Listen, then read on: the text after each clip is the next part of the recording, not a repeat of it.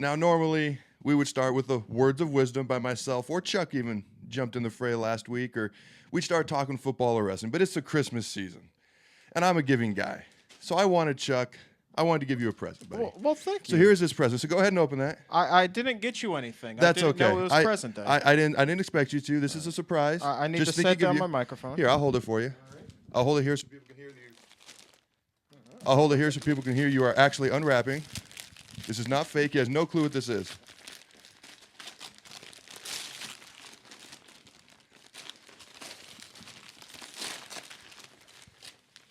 Oh my God. Yeah. Do you like it? What is it? What is it? Tell the folks what it is. This is a lovely elf. It's an elegant elf set, everybody. Well, I know Santa's missing you at the North Pole right now, so I thought I would get you a Christmas present. Well, And- you are a jerk, but I love you. In all honesty, it's not just getting you a present. I have a Santa suit, and we are going to come back, and we are going to do this show as Santa and Santa's little helper. Is that right? Are you digging it? Do you like the idea? I can do this. So it's not just a joke. I'm actually dead serious about this. Hey, You ready to roll? take a look. See, right in the camera there. Yeah. We'll Okay, be back. let's do this. We'll be back. And Let us change. Words of wisdom with Adam Carriker. Mrs. Claus said to me, I want you to whisper some dirty things into my ear. So I said kitchen, bathroom, living room.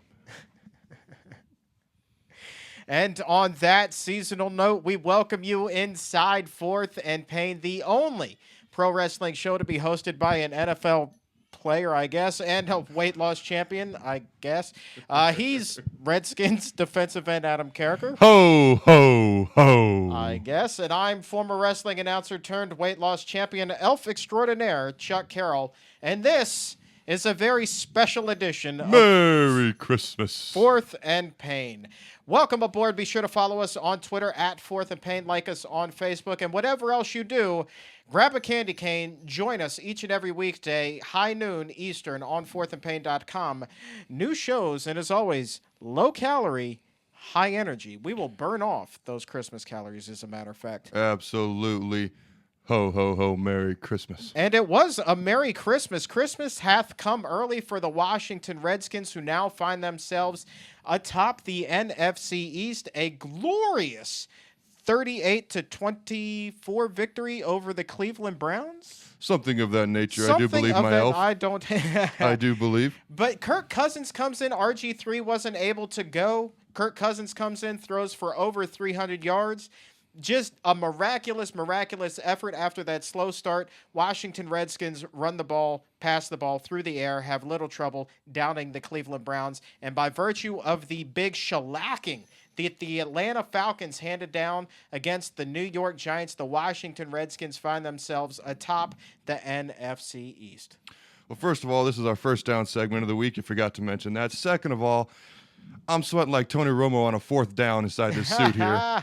And third of all, we are in first place in the NFC East. It is a beautiful day to be a Washington Redskin. The Giants are blanked. We win with a backup quarterback. With 5 in a row.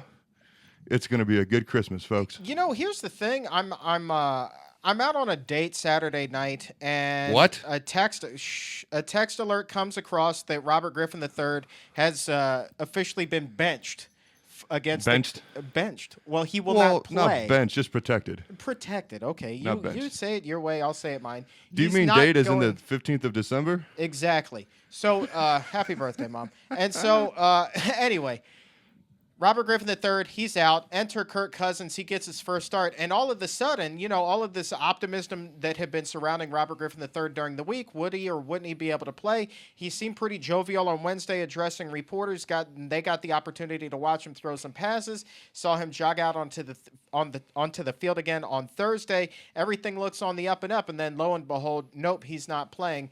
Enter Kirk Cousins. It's a competitive advantage thing. Honestly, I thought that it was a smart play. I didn't necessarily think, being the optimist that I am, that things would go so well for the Washington Redskins. But again, as I told you last week, I will no longer, under any circumstances, pick against this team.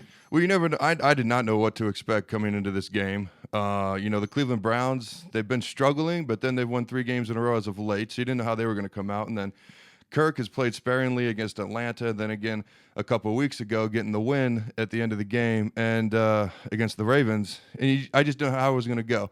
I'm confident. I've seen Kirk practice. He's looked good, but in a game situation, it's just a little bit different. Now, it takes me back to the preseason where he was shredding, the second teamers of the opposing teams, like versus the Bears versus the Bucks. So Sure. He's shown he can do it on a real game now. He's shown he can do it against first stringers. We have two good quarterbacks, no controversy whatsoever, but we just have two very good quarterbacks. I mean, it was just an unbelievable effort. 26 of 37 for 329 and 2 scores, including that 54-yarder to Leonard Hankerson that really got that offense jump-started after that slowish kind of start. That big bomb to Hankerson just gets everything set in motion. And then he finds Hankerson in the end zone again later on in the game. This is a guy, Adam, earlier in the season that told me he wanted that 4th and Payne title belt. And this week he staked a claim. I don't think that we've made a decision as to who we're going to give it to, but he's certainly going to be in contention.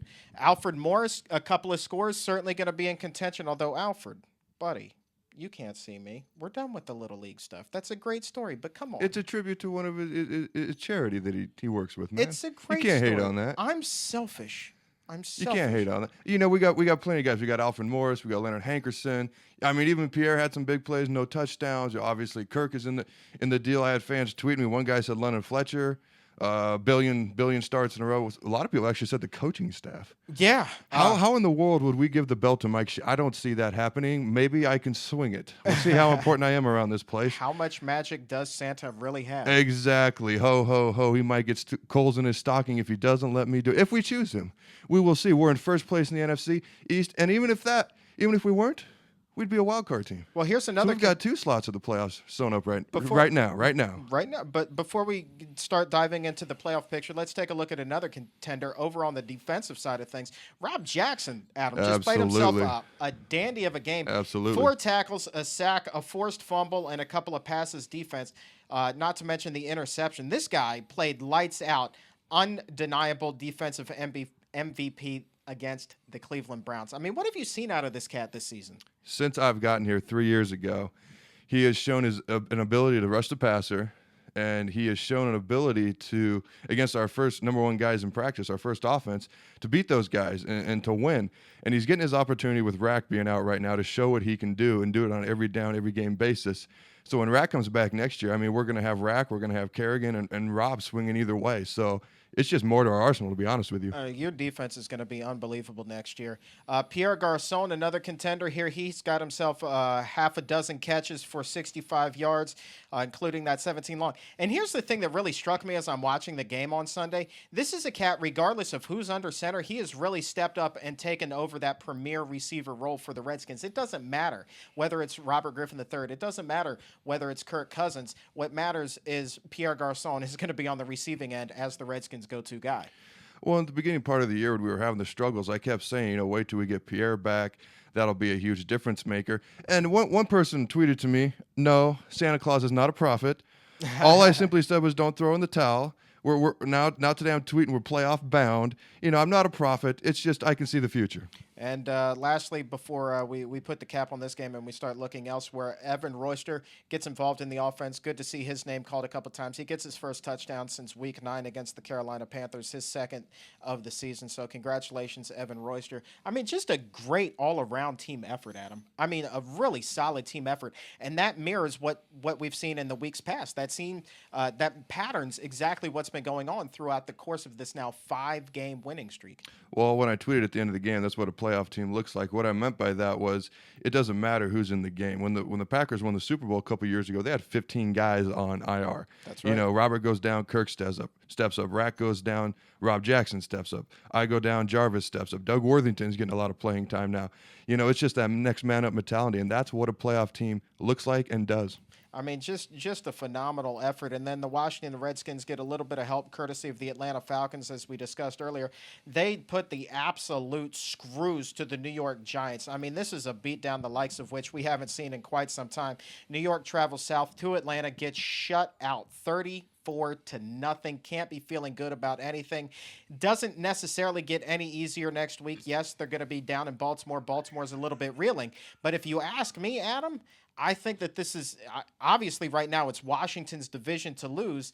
And the New York Giants, after today, they're looking pretty fallible too. The Giants, man. I mean, they're so up and down. They literally are a roller coaster. They beat the Packers up pretty good a few weeks ago. A team that's going to be in the playoffs, a Super Bowl contender. Then they go down to Atlanta and they get shut out. You just never know what's going to happen with this team. All you do know is if they get in the playoffs, watch out. That's the only thing you do know. But during the regular season, I mean, you have no clue what's going to happen. Right. Elsewhere around the league, Denver Broncos, Peyton Manning, as we just alluded to, all over the Baltimore Ravens today at M&T Bank Stadium, 34-17. Green Bay Packers giving the Washington Redskins some help, upending the Chicago Bears at Soldier Field 21-13. Houston Texans 29, Indianapolis Colts 17, Miami Dolphins 24, Jacksonville Jaguars 3, New Orleans Saints another shellacking 41-0 victors over the Tampa Bay Buccaneers, Minnesota Vikings 26, St. Louis Rams 22. Anything among that slate of early games that stands out? Adrian Peterson, I believe, is 294 yards away from that single-season Eric Dickerson rushing record. Right. I believe he will get that. The Tampa Bay Buccaneers losing 41-0. Wow. And the Green Bay Packers, they're similar to the Giants in that sometimes they don't show up and sometimes they do. I think a lot of it has to do with health with Charles Woodson and Clay Matthews on that team, whether they're on the field or not. But they're kind of similar to the Giants in that matter. Sure. And real quickly, before we wrap up the segment, I want to go back to the Redskins game. One nugget that I forgot. Alfred Morris, for the third time in as many weeks, sets another Redskins rookie rushing record. He now owns the franchise record for most touchdowns by a rookie running back. I mean, he's just going to keep adding to the records. I mean, he already owns most of them, so every time he touches the ball, he's just going to keep adding to them and breaking more. I mean, he's literally like a little bowling ball out there, just bouncing off pins. And he didn't quite get to the 100-yard mark against the Browns, but those 80, I believe, what did he get? 87? 80, let's look this up. Yeah, 87 yards and the 2 scores. Those were some hard-earned 87 yards. That Cleveland front seven was not enabling him to get into that secondary whatsoever. Well, you can tell they were making a concerted effort to shut down the running game and make Kirk Cousins beat them. Then at the end of the game, when they realized, hey, Kirk Cousins can beat us, all of a sudden it opened it up for Alfred, and he was bouncing off tackles like a ping pong ball. Yeah, well, big things to come next week. The Washington Redskins go to Philadelphia. They're going to play the Eagles there at, the Link. Big game, huge game, can't be taken lightly, even though it's the NFC East game. We're going to preview that a little bit later on in the week. Absolutely. But as it stands right now, I know that you're hot as heck. I am hot. Seriously, it's like Tony Romo after 5 interceptions trying to complete the ball against the Pittsburgh Steelers right now. And I got to be honest with you, me who's typically cold, I'm even getting a little swampy in this. So what we're going to do, we're going to hit pause. We're going to come back. We're going to talk a little bit about wrestling. That's what we do here on Fourth and Pain. Well, I'm going to go get undressed and get a little bit naughty with Mrs. Claus. Hey now. This is Fourth. You must be in a good Let's mood. make that bedroom dirty. Wow. This is. Ho, ho, ho. Oh, my God. This is Merry Christmas. Fourth and Pain. We'll be right back.